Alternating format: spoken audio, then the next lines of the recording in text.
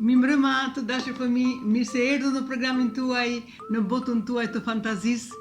Teta Teuta ka përgatitur sot një tregim I cili është shkruar nga poetja dhe shkrimtarja për fëmijë, Teta Alma Mehmeti. Edhe unë në vërtet jam e ngazëlluar sa herë hyj në këtë program, në këtë emision që dedikohet juve. Edhe ne ndjem emocione ashtu si ju, sepse kujtojmë në moshën tonë kur rinim pranë radios dhe dëgjonim programin tonë për fëmijë dhe ishin momente shumë të bukura, por humbeshim, haronim çdo gjë. Tani unë po filloj pa humbur tregimin E diela e preferuar e Albanit, kështu titullohet tregimi im për sonte. Albani vogël çdo të diel shkonte me prindrit tek gjyshja. Ajo gjithmonë e priste me gëzim dhe I përgatiste ushqimet që I pëlqenin atij më shumë. Madje shpeshherë ajo priste nipin e saj që të gatuanin së bashku. Albani priste biskota në forma të ndryshme dhe I vendoste ato me kujdes në tavë. Ndërsa prisnin që biskotat të piqeshin, ai shtronte tavolinën dhe gjyshja I tregonte histori dhe përralla të këndshme.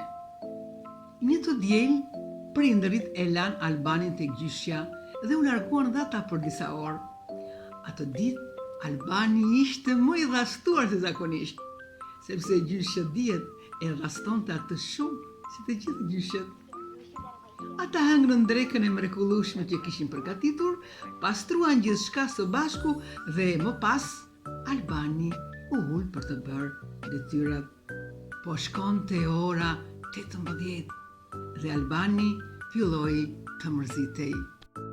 Po Lolla, nëna, o Lolla, dua të më tregosh një përrallë, tha I gjyshes.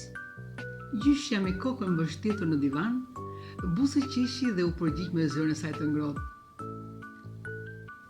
Po nuk je lodhur nga përrallat e mia, që janë po të njëjtat më rëbir? Ajo ndezi televizorin dhe në ekran filloi një reklam. Në botën e fëmijëve, me Almën dhe Mozën, çdo të diel në orën 18. Ca zëra të ëmbël fëmijësh fillonin të tregonin përralla.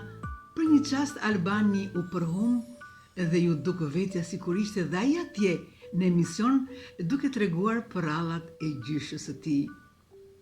Gjyshja e vuri re që ai po rrinte I heshtur dhe I magjepsur pas emisionit. Pa e kuptuar kishte kaluar një orë dhe emisioni mbaroi. Albani u kthye nga gjyshja dhe I tha I zemëruar: O nëna, pse nuk më tregon dhe ti si këto përralla? Gjyshja qeshi dhe I fërkoi flokët.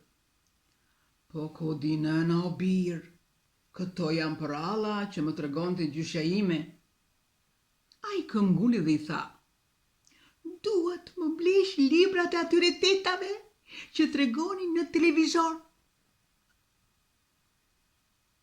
Pas pak ditësh, Albani kishte ditëlindjen dhe gjyshja për dhuratë I kishte bler pikërisht librat e zonjave të emisionit dhe çdo të diel I tregonte përralla të reja.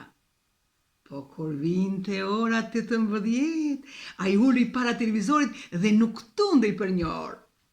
Albani kishte filluar t'i mësonte përrallat përmendësh dhe kur nëna përhumbej mbas tyre, Albani e vazhdonte vetë përrallën duke thënë gjyshes: E thash mirë nëna, dua dhe unë të shkoj në emision dhe të tregoj përralla si ata fëmijët atje.